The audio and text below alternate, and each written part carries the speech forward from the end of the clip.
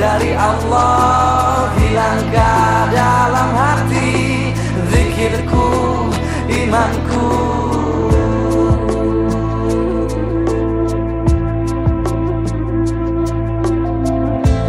Hanya dengan Allah hatimu akan menjadi terang. Dengan mengingat Allah hilanglah semua kegelisahan. Cukuplah hanya Allah. Hati bergantung berserah diri. Bila hati gelisah, tak tenang, tak tentram. Bila hatimu goyah, terluka, merana. Jauhkah hati ini dari Tuhan, dari Allah. Hilangkah dalam hati. Alhamdulillahirabbil alamin. Wassalatu wassalamu ala asrofil anbiya'i wal mursalin wa ala alihi wa sahbihi ajma'in. Puji syukur kita ucapkan kepada Allah. Allah masukkan siang ke dalam malam, siang ke dalam malam, malam ke dalam siang. Allah hidupkan manusia dari mati dan Allah matikan manusia dari hidup. Maha berat Allah dengan segala firman-Nya. Selawat dan salam turun kepada junjungan Allah Rasulullah sallallahu alaihi wasallam dengan mengucapkan Allahumma shalli ala Muhammad wa ala ali Muhammad. Bapak Ibu yang dirahmati Allah Subhanahu wa taala, alhamdulillah kita buka acara kita. Yang pertama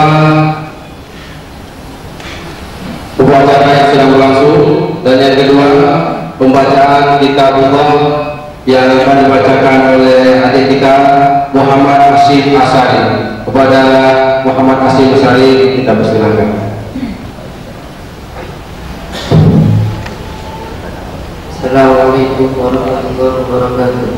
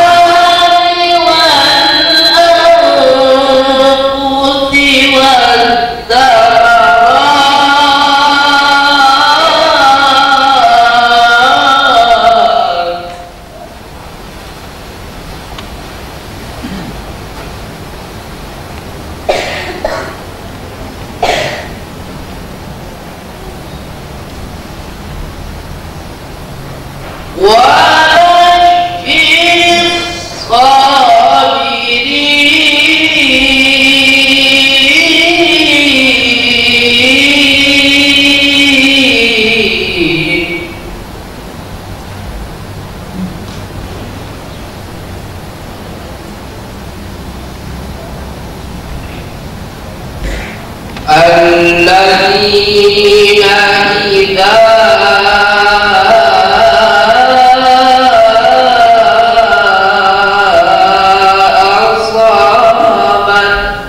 أصابتهم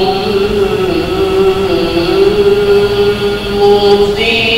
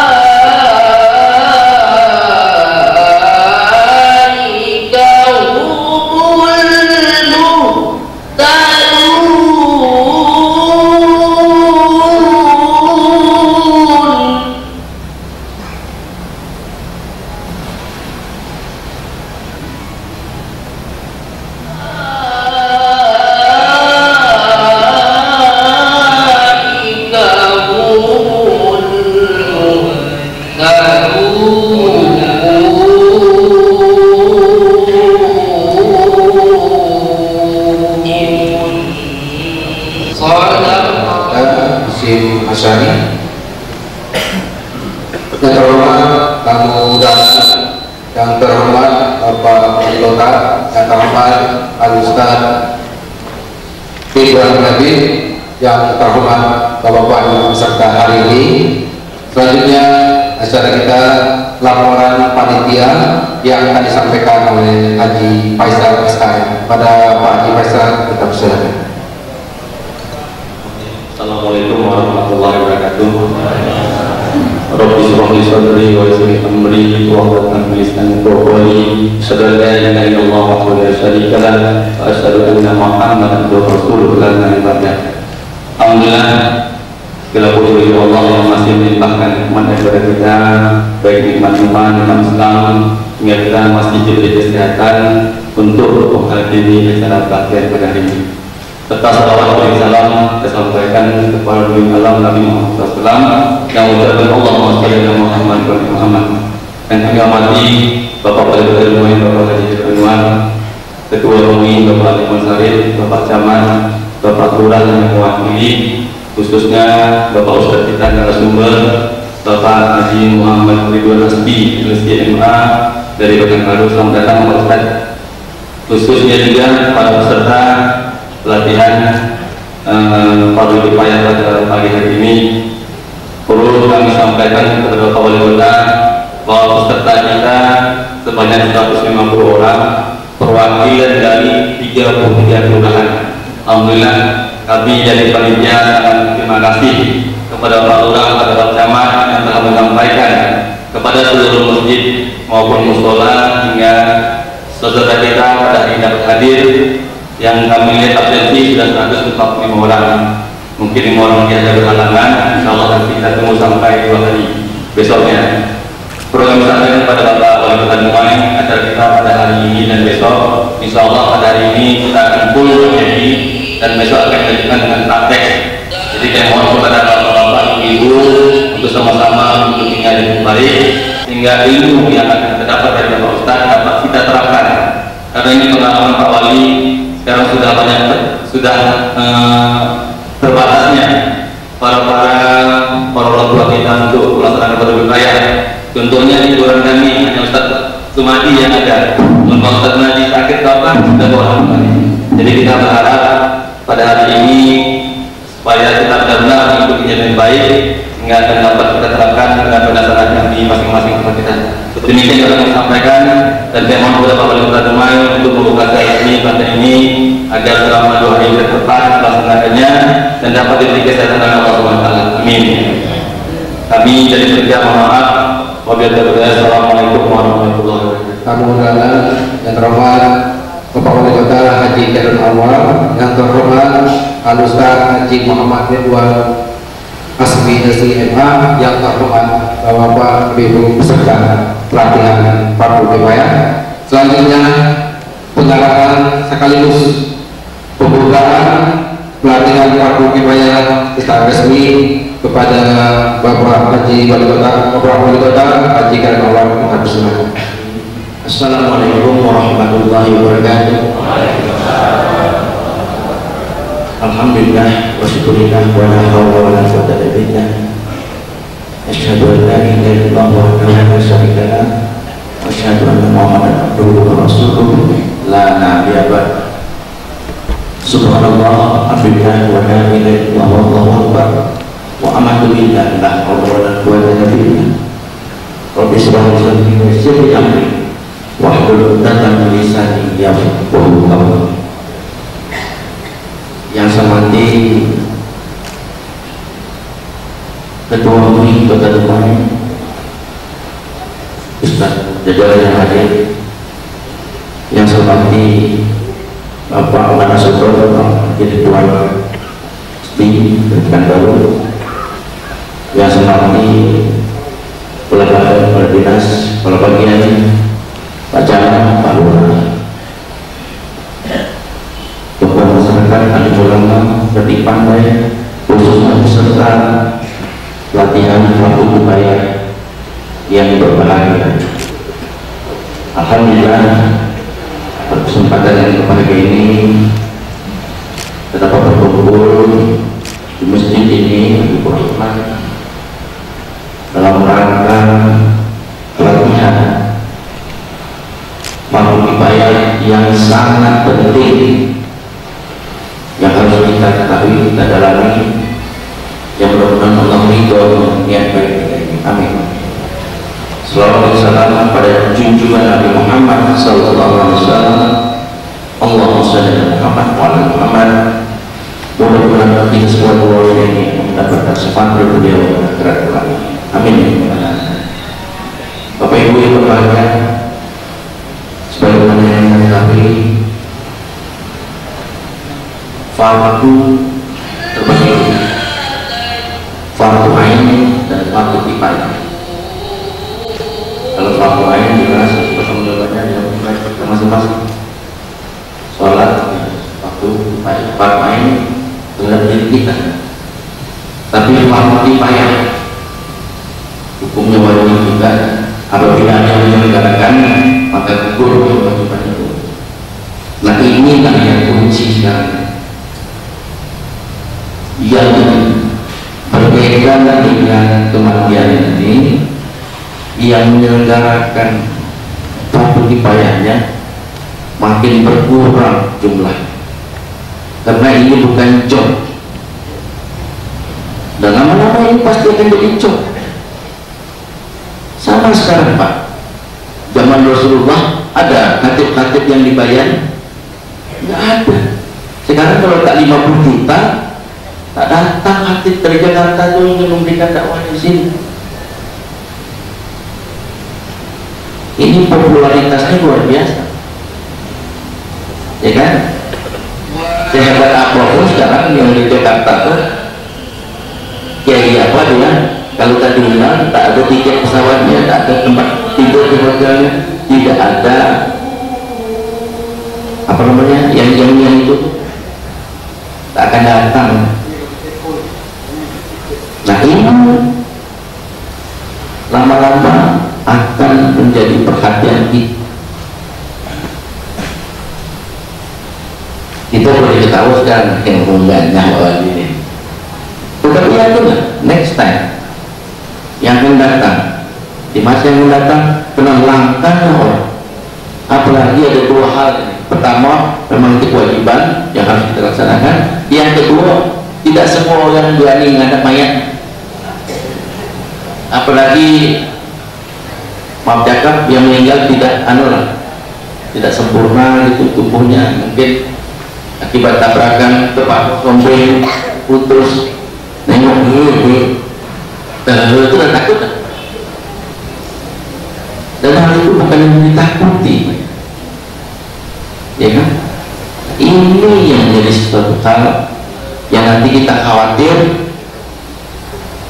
pelaksana fardu kifayah akan terbayar mahal untuk melaksanakan kewajibannya. Kalau tidak dilaksanakan, jatuhnya hukumnya dosa, ya kan?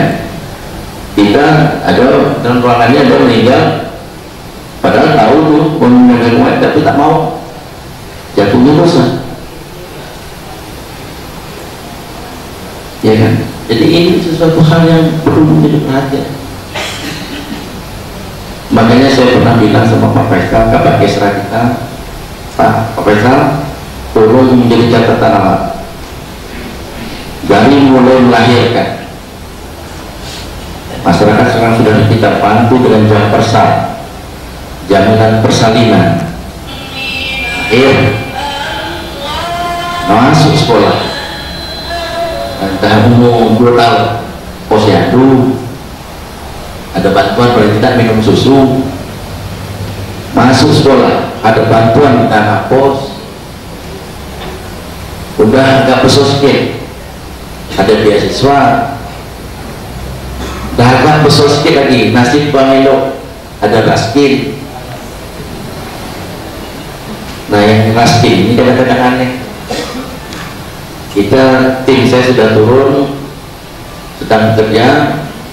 Ada masyarakat yang tidak mau dilepaskan label raskin dari pintu rumah, label miskin, padahal anaknya sudah kerja di BKR, sudah punya Avanza, walaupun dia seorang janda, tetapi anaknya sudah berhasil. Itu kewajiban anak lah membantu orang tua.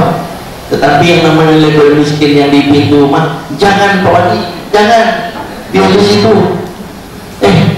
kencok saja. Sungguh bilang miskin nih, tak mampu Wadi, kalau itu tak ada miskin tak dapat BLSM, tak dapat balsam, bantuan lain pun tak dapat. Jadi sekarang merek miskin itu jadi suatu itu jauh. Jadi itulah, ini satu pemikiran kita, ya kan? Tadi sampai beasiswa sudah, apalagi banyak program-program bantuan kita untuk memberdayakan masyarakat. Dan yang terakhir saya bilang Profesor, tidak semua kita mampu, apalagi yang tadi seperti yang saya katakan tadi, kalau sempat pas sudah profesional, pemandi mayat, penyelenggara mayat yang profesional, hitungannya seperti khatib-khatib di Jakarta itu, Orang miskin siapa yang menyelenggarakannya? Siapa yang memandikan? Siapa yang bayar? Jadi itu jadi bahan pemikiran Pak Faisal. Tolong nanti ide ini bagaimana kita memberikan pula satu bagian lagi bantuan pelaksanaan penyelenggaraan main bagi orang-orang miskin yang didanai bantuannya dari pemerintah ya. Jadi mulai dari lahir sampai mati, dari mulai lahir, hidup, mati, kita perhatikan. Nah ini nanti, ini memang dinamikanya seperti itu. Dan tugas masyarakat mensukseskan bersama-sama pemerintah. Ayo kita sukseskan pembangunan ini. Alhamdulillah dengan izin Allah dan kerjasama kita berbagai pihak, segala macam kita pantai sekarang terbangun. Dan saya masih ada waktu 1,5 tahun lagi, akan terus kita giatkan infrastruktur dulu. Bagaimana jalan dari Belitung, dari Lubuk Gaung, dari Sungai Sembilan tidak jadi masalah. Itu yang paling penting. Kalau dulu di Belitung dekat 2 jam, sekarang alhamdulillah setengah jam sudah sampai menjejak dekat BKR sana. Dulu nak ke Lubuk Gaung, masya Allah, upah pun tak ada. Sekarang dah berdelau. Dulu SMS masuk ke saya, itu jalan bergelombang-gelombang. Pak Wadi, tolonglah perhatikan jalan nih Pak Wadi. Semenjak berlubang-lubang banyak nih, banyak keguguran Pak Wadi. Tak nampak anak kami meninggal doh. Yalah, saya akan perhatikan bahwa proses pembangunan ini tidak semudah membalik telapak tangan. Perencanaan, penganggaran, baru pelaksanaan, itu pun ada pengawasan. Semenjak jalannya hidup Pak Wali, banyak budak-budak kami meninggal. Ini apa hidup jalan saja? Yang SMS itu juga kan? Orang itu juga nomornya saya tahu. Jadi apa hidupnya kita buat yang jalan? Atau kita pakai helikopter di atas doang? Nah, jadi itu. Jadi memang insya Allah besok mungkin diantara kita nanti ada yang jadi wali kota, jadi bupati. Konsep ingin memuaskan masyarakat itu pasti tidak bisa. Memuaskan semua masyarakat pasti tidak bisa. Baik pun kita buat, tahu tak baik juga. Ada yang bilang tak baik. Nah, jadi ini saya rasakan lah. Sejak 3 tahun jadi wali kota ini rasanya dah terkejut betul. Dana dari pusat, dari provinsi, dari mana-mana kita jemput, kita bangun rumah. Aduh, diselentik-selentik. Kalau tak begitu pun, siapa pun wali kotanya jalan itu dibangunnya. Kadang-kadang pedih hati kita, udahlah, silakan kepada Allah. Sabar banyak. Kalau memang dari dulu, dari wali kota pertama dulu udah bagus jalan. Kalau gitu di Jakarta itu dibilang dulu, dia bilang para petinggi pusat, kita desak minta ini, dia bilang sedikit aja, bukan hanya Dumai yang kami perhatikan aja Pak, kita ini ada 500 lebih kabupaten dan kota. Kalau Bapak mendesak gini, bukan Dumai aja kita perhatikan, banyak lagi daerah. Tapi bagaimana strategi kita menjemput kemarin ini? Itu kita ubah total, bagaimana menjemput dana ini dengan sebaik-baiknya, dengan mempresentasikan kondisi Dumai sebenarnya, dan ada data rahasia yang kita pegang bahwa Dumai telah memberi sumbangsi dengan angka-angka. Dumai telah memberikan sumbangsi lebih kurang 13 triliun 13-14 triliun setiap tahun dari pajak ekspor CPO. Itu kalau CPO yang truk lewat 1.200 biji setiap hari. Kita sajikan angkanya ini, tahu ketik-ketik, dari mana tahu? Jadi ke Jakarta besok, kalau pun nak menjemput apapun namanya, harus jelas dulu angko-angko yang kita pegang. Baru kita sajikan, baru ternyanggu dah.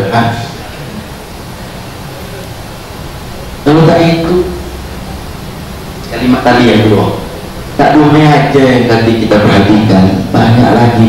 Pacitan perlu juga Pak, Payakumbuh perlu juga Pak, Sibolga perlu juga Pak. Ini Dumai mendesak itu sahabat lah. Nah, baru diingat sedikit lah. Angka tadi baru keluar. Kalau 680 triliun, 680 miliar dana yang masuk kemarin itu hanya 10% dari 14 triliun. Padahal kita memberikan sumbangsi pajak ekspor itu setiap tahun selama lebih kurang 20 tahun. Wajar kita minta.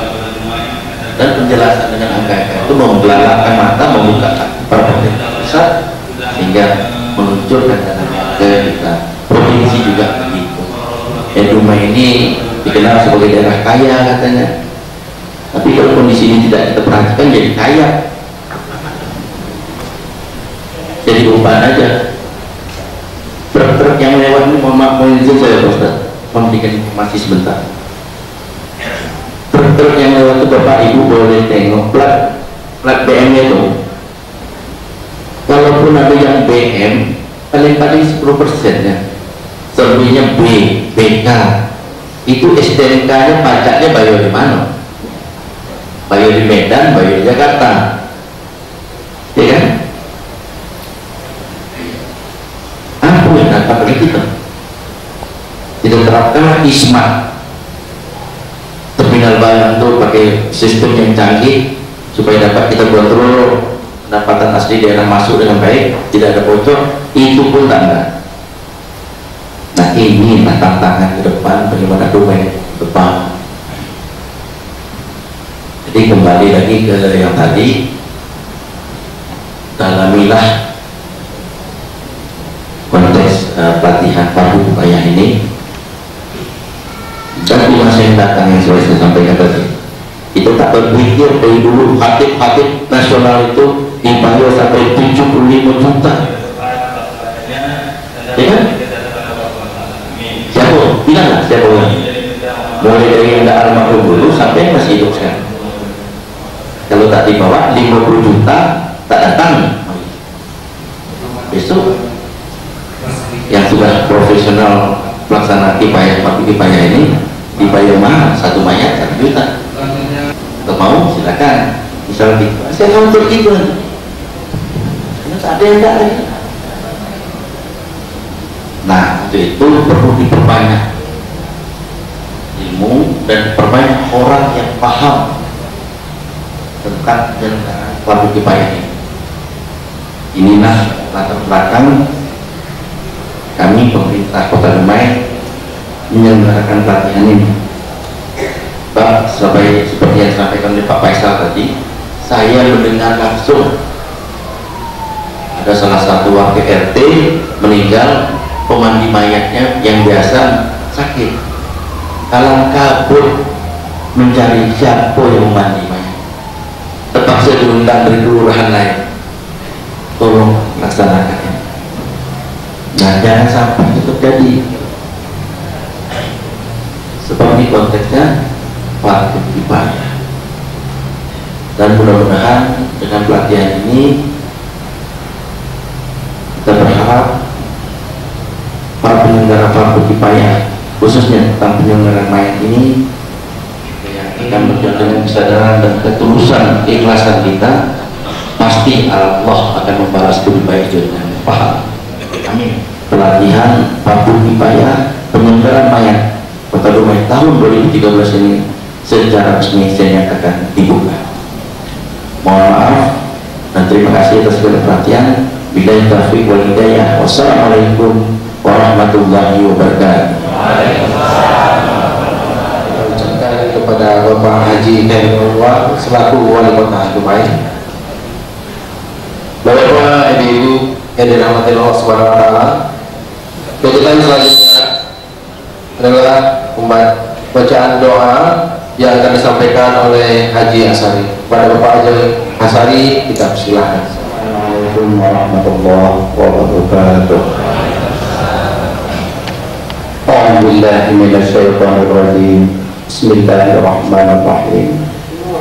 الحمد لله رب العالمين حمدا شاكرين حمدا معانين حمدا يوافي نعمه ويكافئ مزيده وإليك يعود السلام وحينا ربنا بالسلام يا ذا الجلال والإكرام اللهم إنا نسألك سلامة في الدين وعافية في جسدي وزيدا عند الموت ومغفرة بعد الموت اللهم هاون علينا في سكرة الموت والنجاة من النار والحفاظ عند الحساب اللهم اجعل دينا دين النبي محمد صلى الله عليه وسلم مسلمين وإيماننا إيمان المؤمنين وصلاتنا صلاة الخاشعين ونيتنا نية المخلصين اللهم اغفر لنا ذنوبنا ولوالدينا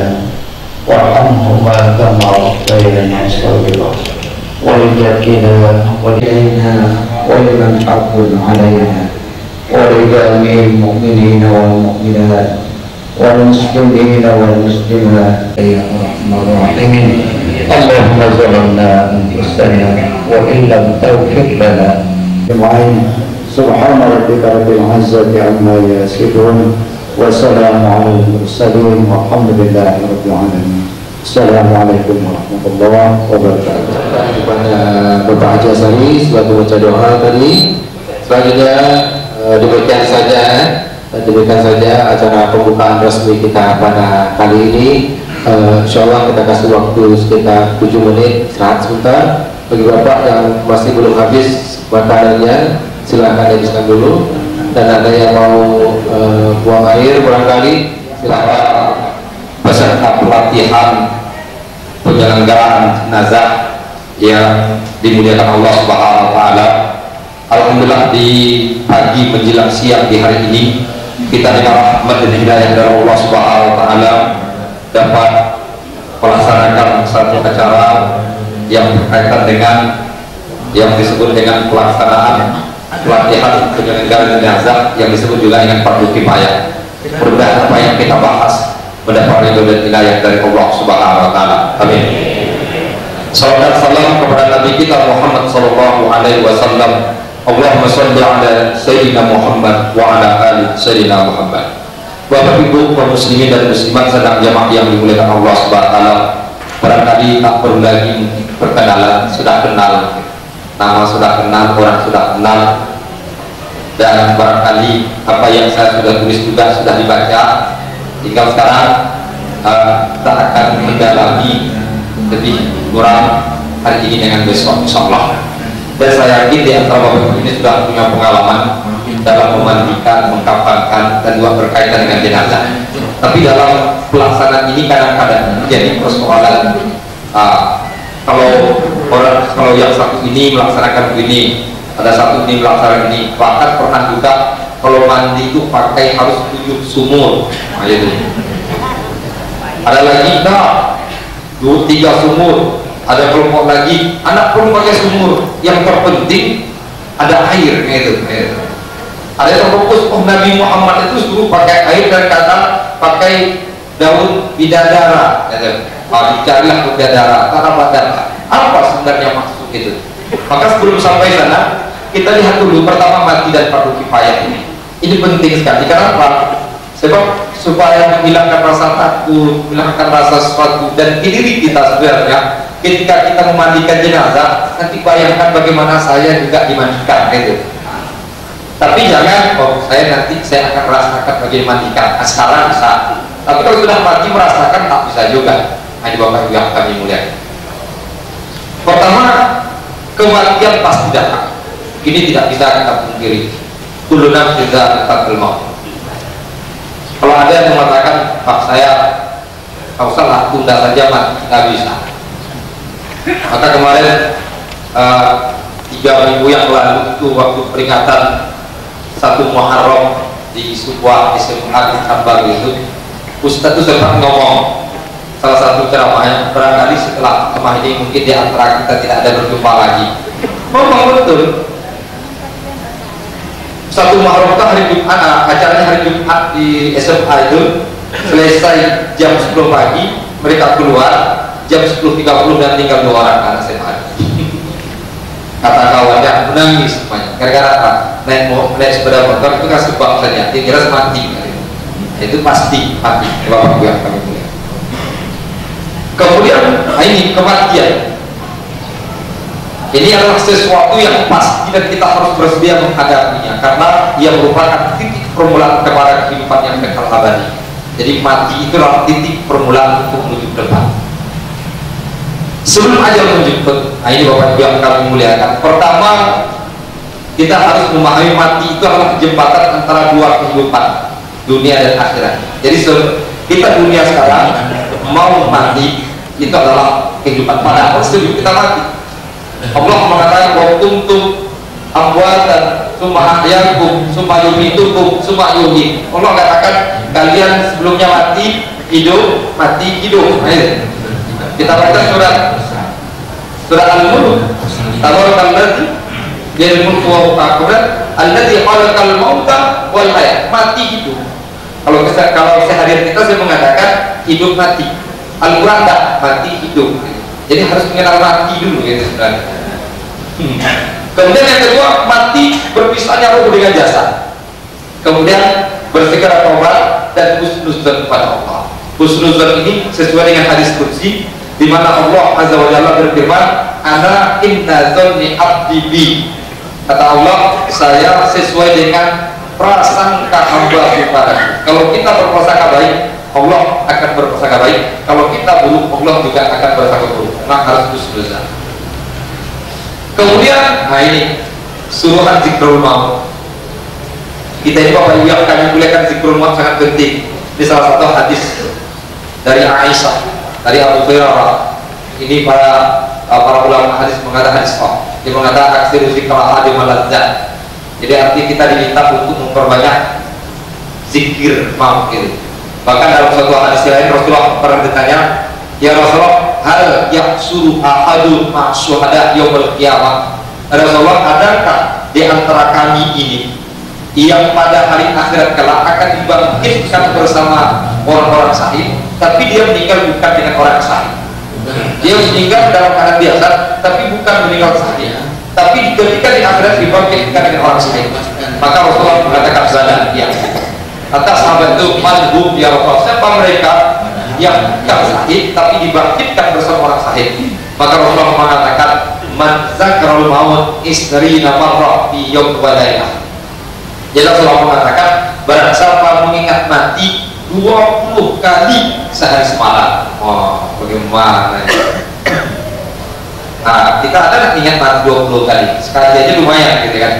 Atau sibuk kerja dari pagi sudah kerja sampai sore, kerja sampai malam, anak ingat mati lagi menjadi seperti itu. Ketika bangun tidur lupa baca doa lagi, mau tidur pun lupa baca doa, padahal mau tidur mau mati. Bismillah mau ayo mau bismillah kamu mati itu. Manfaat zikrul maut Bapak Ibu yang kami muliakan, di sini saya ngambil dalam kitab At-Tazkirah Ahlul Maut. Manfaat zikrul maut itu di antaranya ada cepat taubat, hati qanaah, semangat beribadah, orang yang tidak mau lupa zikrul maut, lambat bertaubat, tidak pernah puas, malas dalam beribadah, maka berarti orang yang sedang zikrul maut dia akan semangat beribadah. Bapak Ibu yang kami muliakan. Kemudian pelaksanaan wajib kifayah, ini saya katakan tidak syahid. Yang tidak syahid ini ada 4: dimandikan, dikafankan, disolatkan, dikuburkan. Kemudian jenazah muslim syahid, ini kalau ada syahid tidak dimandikan, menyempurnakan kafannya jika pakaiannya tidak cukup untuk menutup seluruh tubuhnya, dimakamkan. Ini artinya syahid di medan perang. Tapi kalau berarti syahid dunia akhirat. Tapi kalau syahid dunia itu beda, sama dengan yang tidak syahid. Artinya ibu yang melahirkan kemudian meninggal dunia mereka syahid hukumnya. Tapi itu syahid akhirat saja kan. Tapi tidak tetap dihukum seperti orang yang tidak syahid. Kemudian bagi bayi lahir sebelum 6 bulan, ini karena menjadi persoalan juga, keguguran atau juga kata dokter jadinya sudah mati dalam ini harus disyasar. Gitu. Ini ada 3 persoalan. 1, lahir dalam keadaan hidup sama dengan jenazah muslim dewasa. Jadi kalau hidup bernyawa kemudian meninggal dunia seperti muslim dewasa. Lahir bentuk sempurna tapi tidak hidup. 7 bulan sudah sempurna, 6 bulan sudah sempurna, lahir tapi tidak bernyawa. Jadi ketika lahir tak ada nyawa lagi. Ini sama seperti muslim dewasa tapi tidak disolatkan.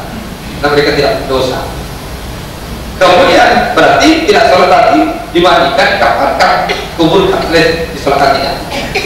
Tapi kita banyak juga, karena kemarin kawan baru 3 bulan itu istrinya hamil kuburan, kemudian dimandikan, disolatkan. Sudah disolatkan, buat takziah 3 malam turut-turut lagi. Malam pertama banyak, malam kedua tak ada orang, ketiga ada. Kenapa? Itu apa orang tak berdosa?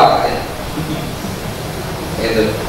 Jadi kan ketika lahir belum berbentuk manusia, ini berarti 3 bulan, 4 bulan. Ini tidak ada kewajiban padanya, hanya dibungkus dan dimakamkan.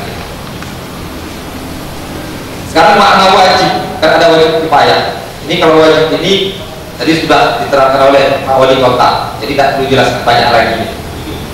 Jadi wajib itu sama, wajib itu dengan fardu sama. Kecuali Imam Hanafi, itu bedakan wajib fardu beda. Kalau fardu dalilnya qat'i, wajib dalilnya zonni. Gitu.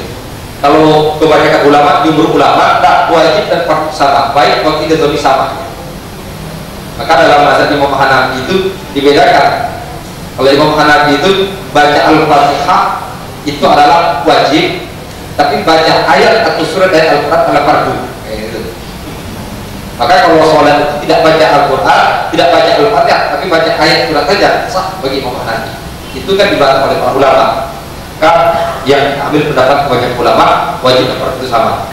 Wajib bagian hukum yang paling penting, gitu kan? Wajib secara individu, fardu ain. Kalau wajib secara kolektif diberi fardu kifayah. Salah satu dapat menggugurkan kewajiban yang lain, tapi dilakukan oleh yang berkompetensi. Ya. Kemudian hakikat fardu kifayah ini Bapak Ibu yang kami muliakan, suatu tugas dan kewajiban kita sebagai anggota masyarakat. Ini berat. Jadi kalau seandainya nanti orang tak mau mandikan, kenapa? Harus bayar 1 juta, bahaya berdosa kita semuanya. Kemudian kerja masyarakat untuk tujuan kemajuan kemaslahatan, maka tidak ada gaji di sini. Saya Bapak yang kami muliakan, pernah suatu hari saya ditelepon di Pekanbaru, Ustaz, ini Bapak saya meninggal nih, tidak ada yang memandikan, tidak ada kapan nih. Waktu itu saya lagi ngajar tak mungkin ditinggalkan. Bapak masjid mana? Ini alamat ini. Rupanya masjid itu di tengah kota, tapi mencari orang untuk Madinah ada di sini. Gawat. Akhirnya gini aja Pak, saya telepon kawan yang dekat itu, saya telepon Ustaz, datang Ustaznya. Dan saya itu sudah habis 1 minggu di Pak Ustaz. Jadi kemarin jadi alhamdulillah, lumayan Ustaz dikasih duit sekian. Orang kaya kan? Bilang itu min hais min tasik. Min hais min tasik, jangan bicara itu sebagai tugas, sebab itu bahaya bilang. Jadi berkaitan dengan hajat hidup dan kepentingan orang lain. Nah ini Bapak yang kami muliakan. Jadi wajib kifayah dan wajib ain. Kemudian walaupun fardu kifayah, ini saya tekankan, maka dalam kita walaupun fardu kifayah, ingat satu, setiap orang harus mengetahui tata cara pengurusan jenazah sesuai syariat itu. Walaupun di fardu kifayah, setiap kita harus. Jadi tidak ada fardu kifayah, tak usahlah orang saja lah, gitu kan.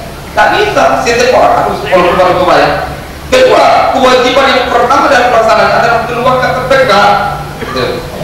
Jadi kalau suami meninggal dunia, istri boleh, gitu kan? Istri meninggal dunia, suami boleh, gitu kan? Kalau suami istri tidak tahu, namanya anaknya atau keluarga yang lain, atau tak bisa baru orang lain. Kenapa? Banyak persoalan Bapak biarkan.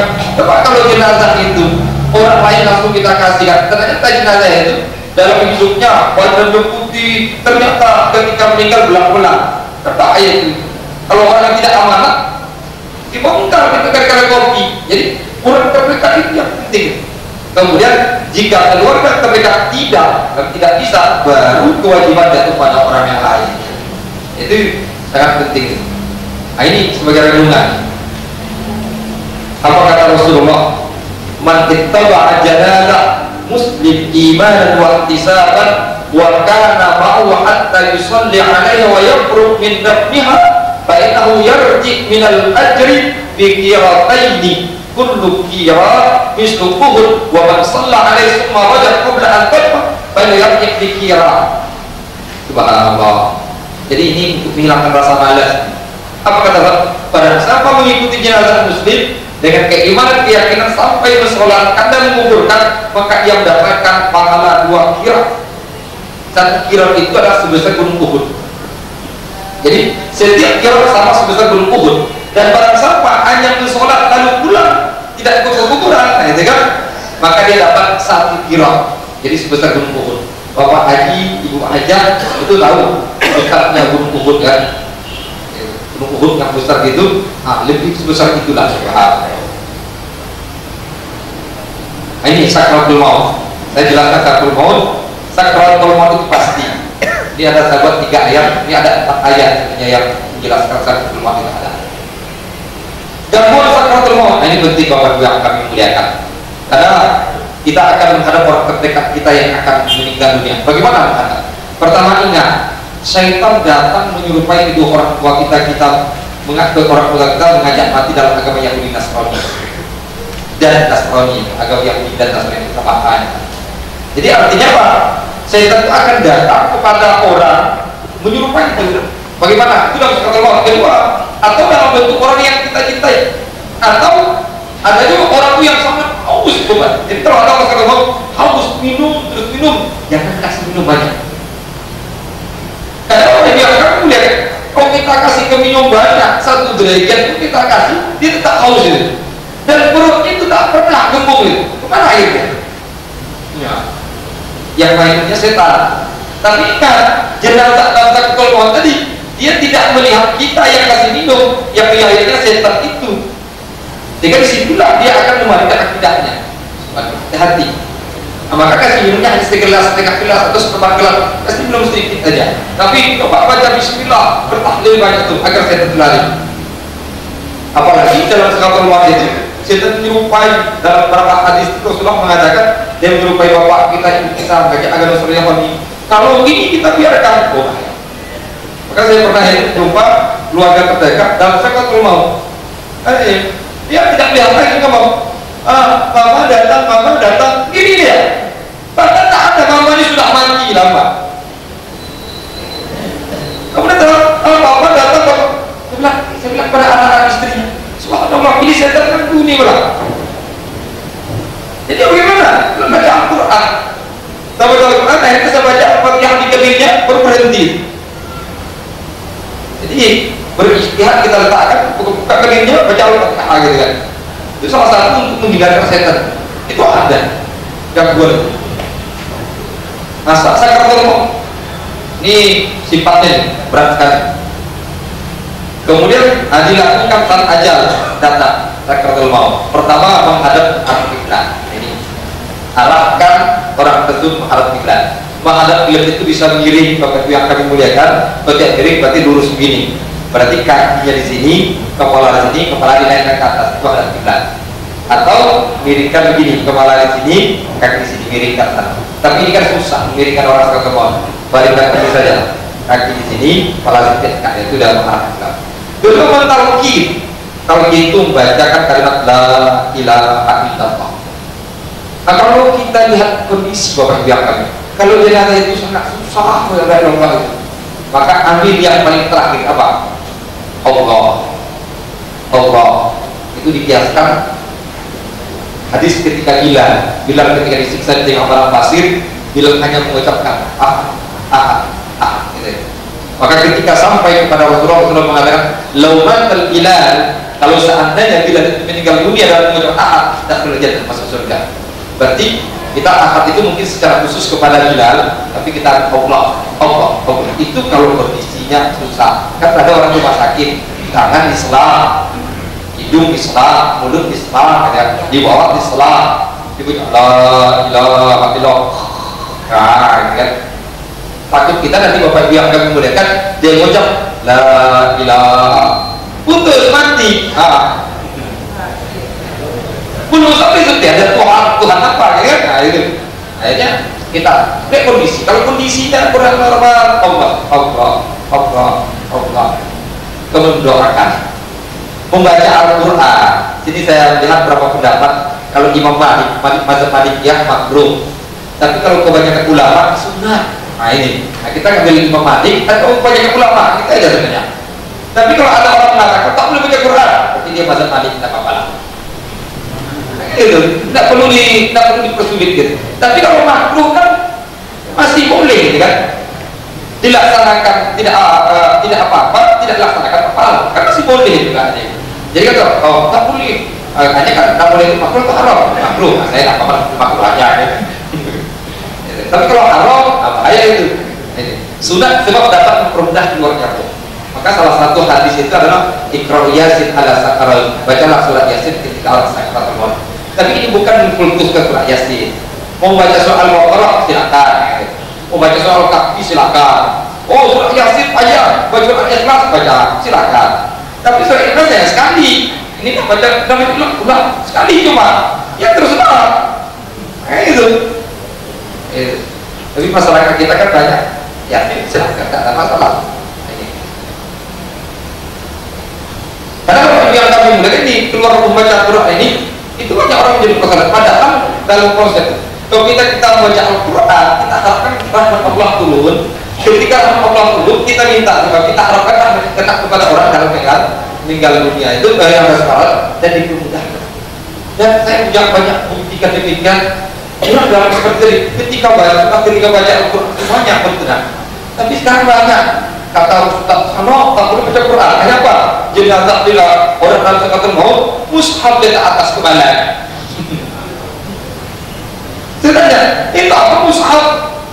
Anti setan katanya. Masa mushaf anti setan? Mushaf Al-Quran itu tidak punya fungsi. Fungsinya apa? Dibaca. Nah gitu.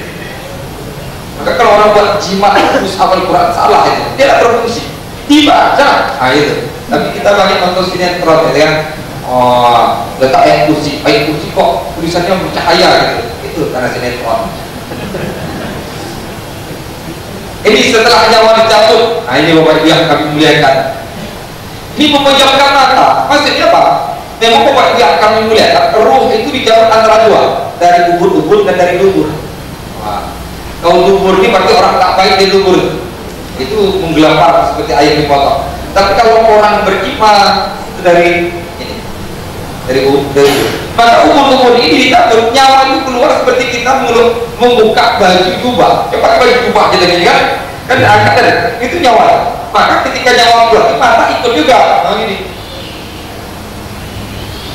ini, mulut terbuka, ya. Maka ketika mata ini tutup, nah itu doanya dalam riwayat Abu Daud.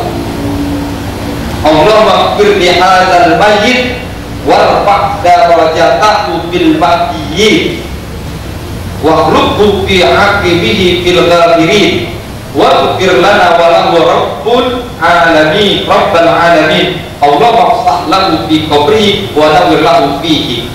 Oh, ini panjang Ustaz. Kalau tak bisa ya baca bismillah selawat saja, itu bisa. Baca, tapi kalau mungkin kan kata dulu ambil catatan Pak Ustaz Ridwan, mana apa? Iya tersinggung ambil catatan tak apa. Tapi kalau memungkinkan ya tak mungkin Bismillahirrahmanirrahim.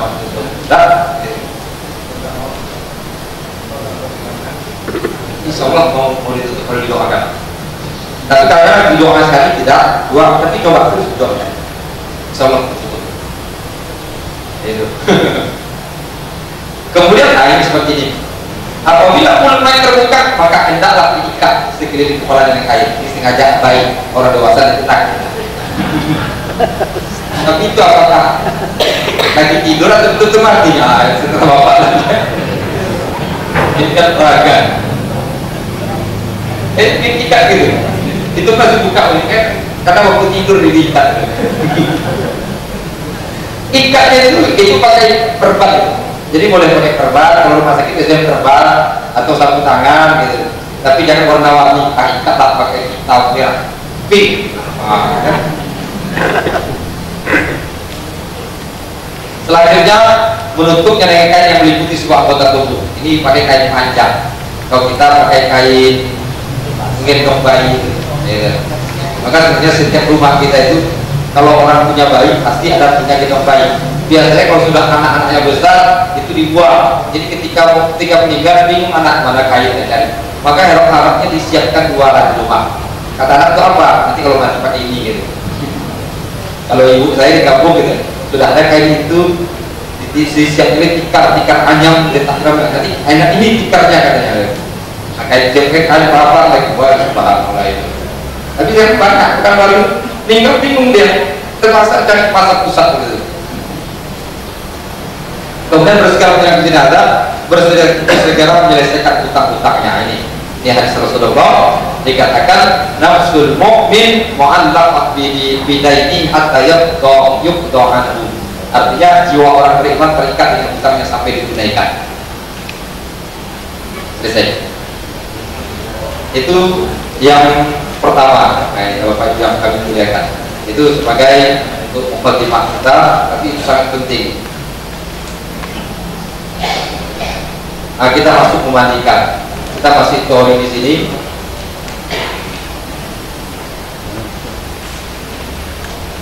Memandikan jenazah, Bapak Ibu yang kami muliakan.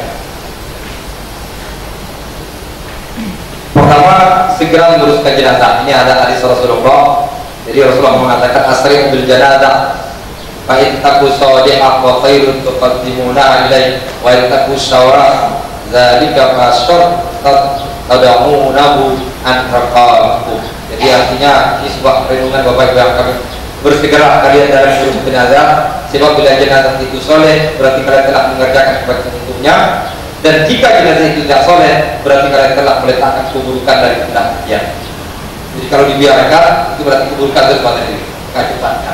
Kecuali barangkali ada ditunggu. Kalau tak ditunggu terus. Untuk memandikan jenazah Bapak Ibu yang memuliakan. Ini memandikan jenazah, pertama memandikan jenazah adalah fardu kifayah. Kemudian sunat untuk mensegerakan bila yakin sudah benar-benar meninggal dunia. Kemudian jika ada jenazah dikuburkan tapi belum dimandikan, maka harus dibongkar lalu dimandikan. Ya, bisa saja. Belum dikubur, belum dimandikan, bongkar, mandikan lagi. Tapi ini dalam kondisi memungkinkan. Tapi kalau sudah dikuburkan 1 bulan, tak mungkin lagi ya, gitu.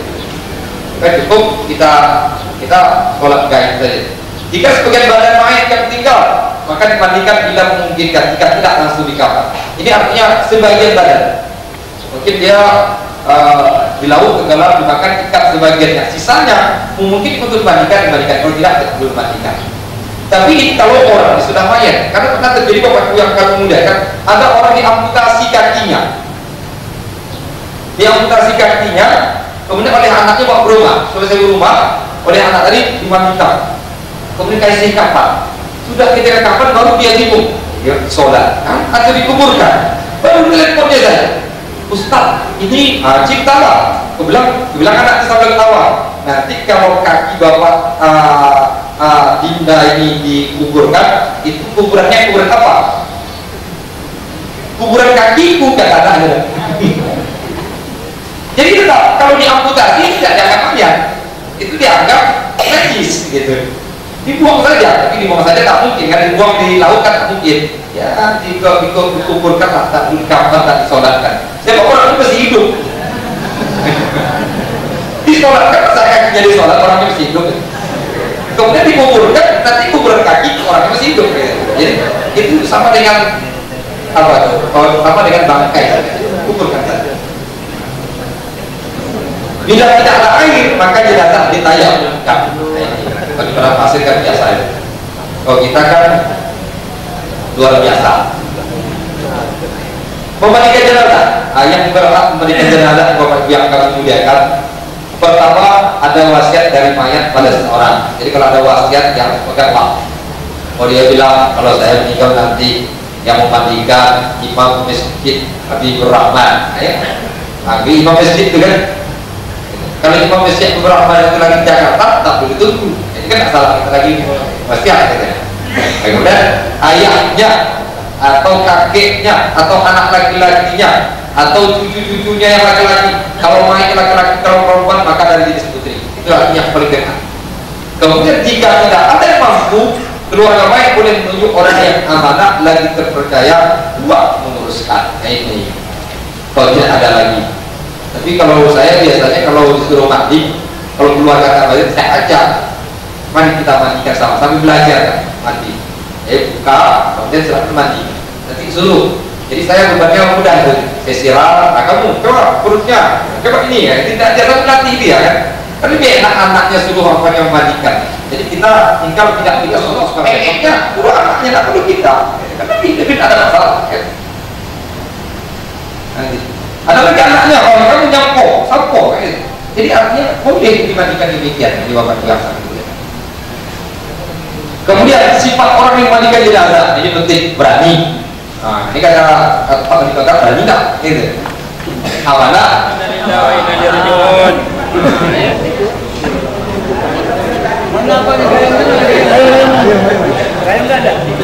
Tangan putus sebelah bawah.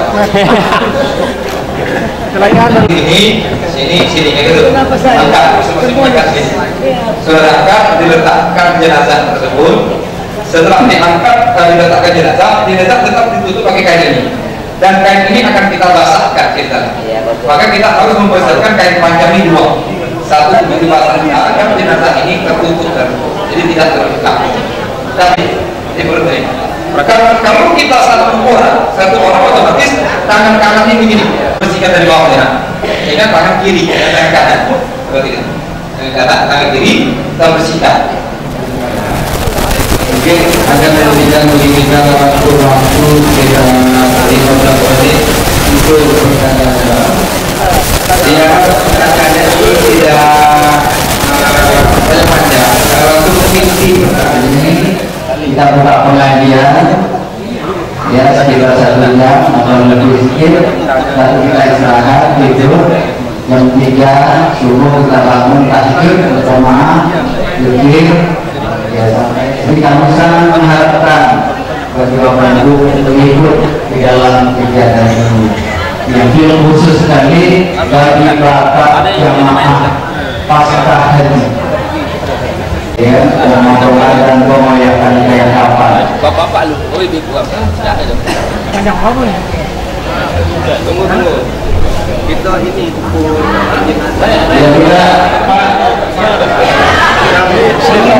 kita alamat ada ambulan. ini kita dokumentasikan Pak. Ambulan dah kasih Ini tahu kita Pak. putar di rumah Sampai rumah betul-betul mati. rumah. Saya Bapak Ibu yang kami muliakan. Jadi anggap ini sudah jenazah depan kita. Tapi berat. Jenazah dalam kita. Berarti kita harus lihat ketika bakaran kapan ini kepala, ini kaki, ini. Maka kita ukur sini, mengukurnya boleh pakai tali, boleh langsung kayak kapan. Kemudian sejengkal lebihkan. Sejengkal ke atas, jengkal sini. Ya, sejengkal ke atas pada bawah. Ini dilebihkan, lebihkan sejengkal lebih ya. Iya, sekitar 50 cm. Nih, dah. Tanda ini aja, terus potongnya. Hah? Ini langsung mau kayak kapan ini? Contoh ini, ya. Itu langsung mau kayak kapan ini? namanya Pak, tali namanya. Kalau langsung kayak kapan begini, boleh juga. Ini kan, baru potong, bisa juga gitu. Pakai tali juga boleh. Tapi biasa udah tali sekarang. Tali Pak, tali. Ya, dipaskan. Kasih anak pasnya, nafas tuh Mak. Kita bisa ngajak orang. Oke ya. Ya, bukan sebenarnya.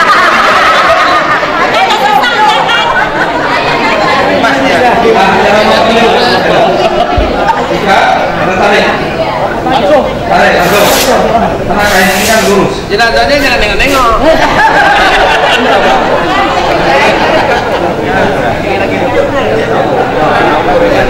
Sabar.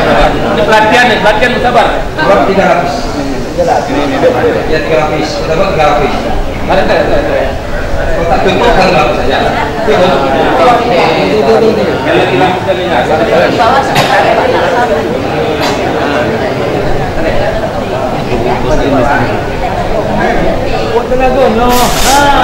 Oh,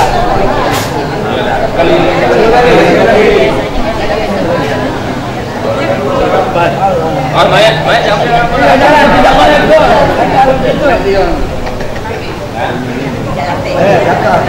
ini pembalik doyo.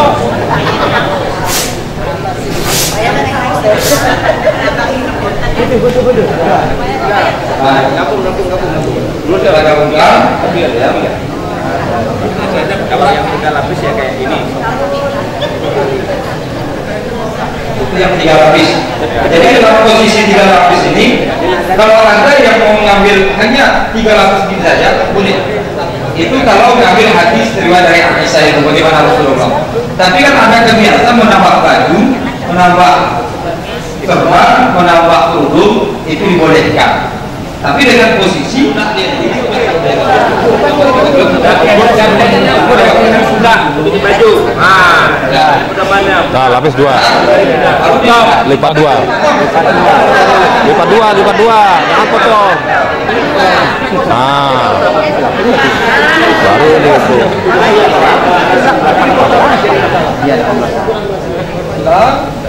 itu. Kita silang lagi gini. Jadi cukup ini kita lipat, kita potong sini, sudah potong di belah ini. Bagian depan. Potong? Potong.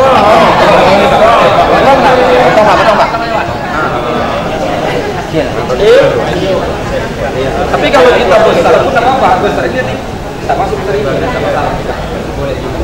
Tapi kalau membutuhkan yang lain, kan banyak alangkah bagusnya kita sepertiga pada yang kita butuhkan. Dengan banyak gitu, Pak. Kita lipat. Lanjut. Lipat. Ini kita lipat atasnya. Tidak. Semua ngomong nggak boleh dengar. Biar dia ngomong sendiri. Kita potong. Berapa? Tiga jari. Ini nanti kita tempatkan dasar saja. Memang kurang, kain kita kurang untuk tambah serban. Kalau buat serban dengan apa? Ini saja saya contohkan. Apa namanya? Ini memang bisa kita buat model ini. Langsung kita ambil segi ini. Oh, pas itu ya? Oh, pas itu panjang. Nah, memang kadang-kadang posisinya panjang. Dipaskan gini, Pak. Nah, contohnya pas ini. Udah kita potong. Kan jadi segitiga itu. Potong lurus saja. Ya, potong lurus saja. Potong. Tak usah potong. Potong saja, tidak terpisah. Kita tinggal satu. Ya, kita satu. Kalau masih belum potong mati ya.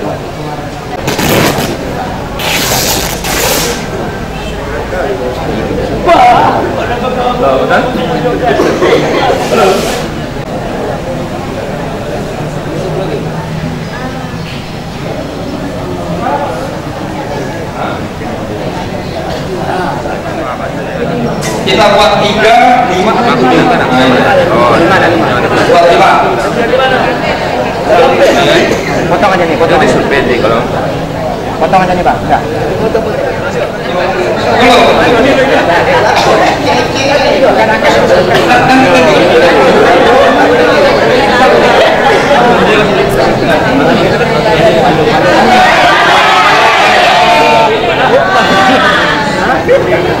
Ke atas. Ke tengah, ke atas kepala. Kepala, Pak. Kan kalau seperti ini kita letakkan kan terbentang, maka kita lipat ya. Nah, cara melipatnya bagaimana? Itu cara melipatnya adalah pertama kita begini kan, kanan, kiri, nah, itu coba. Lipatkan pas kita pada ya, sampai sini.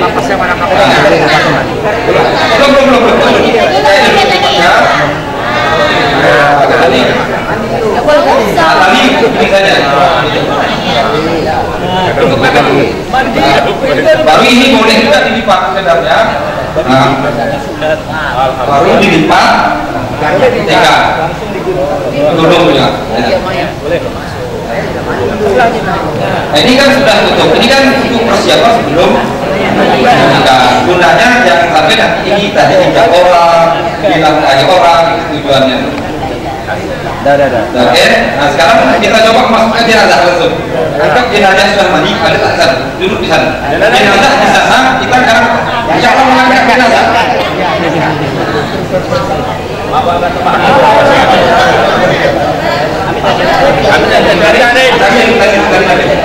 Berapa orang Ustaz?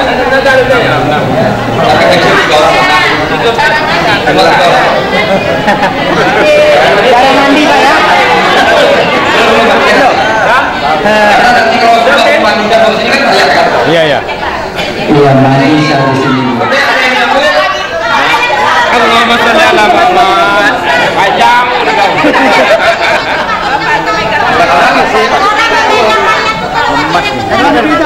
sudah ditutup kepala ini kan, ini kita menutup jenazah, tapi suatu sisi jenazah kita telanjang. Kita harus berhati-hati. Berarti ketika kita memasaknya, kita pasang bajunya dulu. Pasang bajunya dulu, pelan-pelan. Praktek, masukkan ke dalam kepalanya. Nah, pelan-pelan. Dan buka. Nah, itu dulu. Kayaknya nih. Kayaknya pelan-pelan. Tapi pelan-pelan kayak ini kalau dapat jangan semuanya, baru sampai pusat saja. Tadi sampai pusatnya. Nah, sampai pusatnya karena ini kan apa? Jadi mana juga? Sampai mana? Pusat. Sini. Ya, ada pasar. Kayak seperti contoh. Malam banyak Pak Sar Pak. Kalau ada yang setelah kita pasang, Pinjam. baru kita Main kepala. masuk kepalanya. Jangan merangkak sedikit. Yang masuk. Terus dipak. Kalau mato. Nah, ya praktek. Sekadarnya. Ya. Itu kanan mengimpit. Kanan mengimpit. Betul Ustaz. Nah, ini sebelum ini kan ada yang pakai kapas. Jadi bukan kapas ini. Langsung 3-3 Pak. Boleh 3-3 boleh satu-satu. Satu Pak. Bapak dulu sekarang bajunya di mana? Bajunya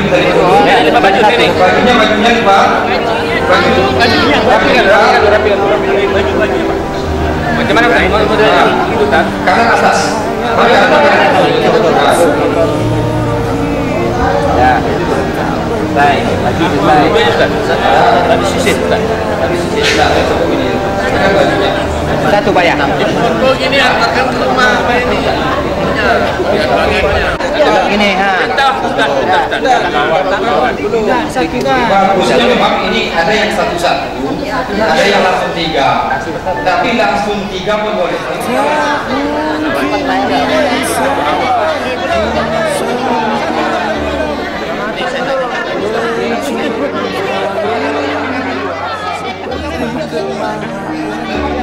Boleh di luar. Yang penting kan posisi tangan itu saja.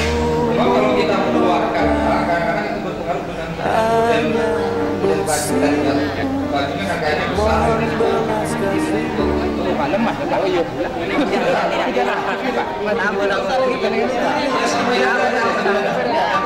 ulang kan, ini ulang. Di mana?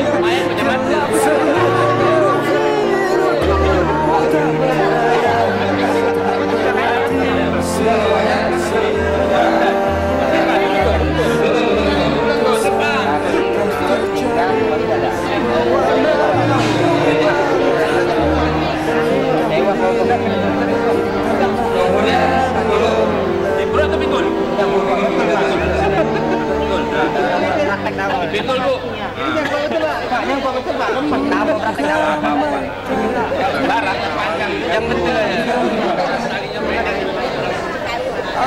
Bayar tak boleh tahun ni.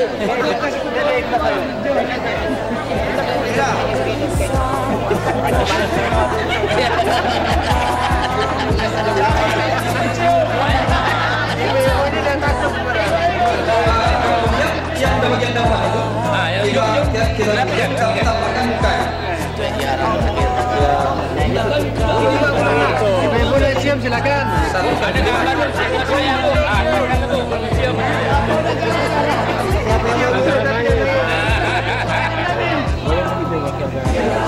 Ibu dah siap silakan. Ini kan kita kasih uang. Ada yang kasih uang untuk video. Tapi ke sini kan. Lu diikat. Dah ikat di